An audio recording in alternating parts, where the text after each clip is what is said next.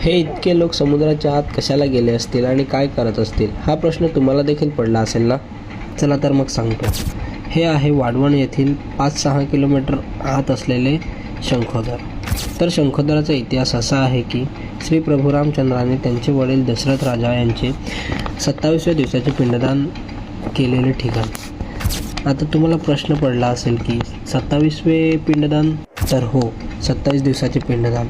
पौराणिक ग्रंथांनुसार जेव्हा श्री प्रभू रामचंद्रांचे वडील मृत्यू पावले तेव्हा श्री रामप्रभू वनवासात होते. त्यांनी ती बातमी उशिराने मिळाली. नंतर त्यांचे 13व्या दिवसाचे पिंडदान हे आपल्या नाशिक येथील पंचवटी येथे केले. परंतु हिंदू रीतिरिवाजानुसार राजाचे पिंडदान हे समुद्रकिनारीच केले जाते, म्हणून 27व्या दिवसाचे पिंडदान हे शंखोदर येथे केले. हा समुद्रातील खडकाळ भाग म्हणजेच आपले शंखोदर हे केवळ अक्षय तृतीयेच्या दिवशीच कोरडे पडले जाते. अक्षय तृतीया दिवशी स्थानिक लोक मोठ्या श्रद्धेने व मोठ्या संख्येने दर्शनासाठी जात असतात. तर तुम्हाला ही माहिती कशी वाटली कमेंट करून सांगा व फॉलो करायला विसरू नका.